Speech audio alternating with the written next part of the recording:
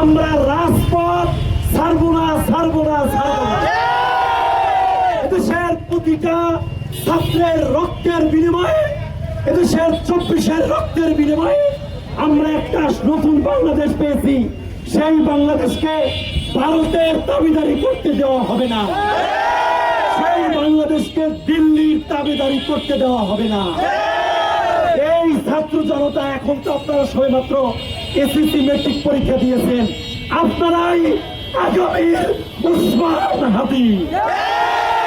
নারায়ে তাকবীর, ইনকিলাব, ইনকিলাব। তুমি কে, আমি কে?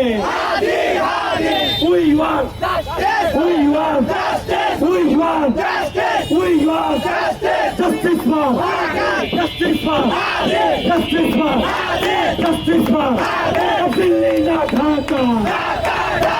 Gulami na azadi. Gulami na rajpath. Naraye takbir.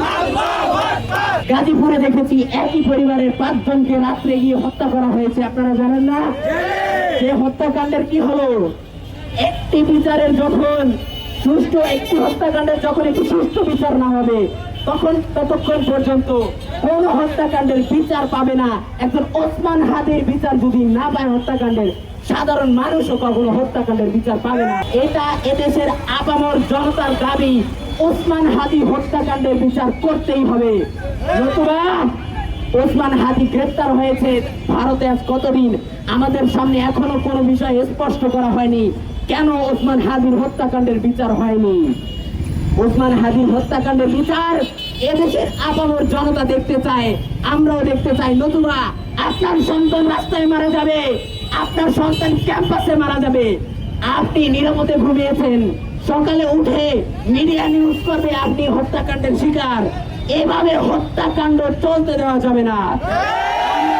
শুধু বিচারিক দাবি নয়, এভাবে যদি দেশ চলে, আমাদের দেশ অচিরেই অতল গহ্বরে নিমজ্জিত হবে। আমরা দেখেছি অসংখ্য শিশু হামে আক্রান্ত হয়ে এই দুনিয়া থেকে চলে গেছে, যারাও এক একটা ওসমান হাদি হইতে পারত। চাই এ দেশ, এ রাষ্ট্র আমার, আপনার, সবার। প্রতিটি দায়িত্ব, প্রতিটি কর্তব্য আমাদের রয়েছে।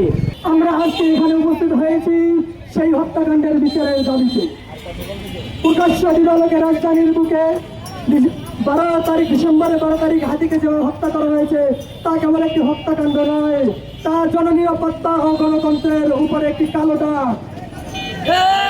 হাদি ভাই চেয়েছিলেন বাংলাদেশকে নতুন করে সাজাতে।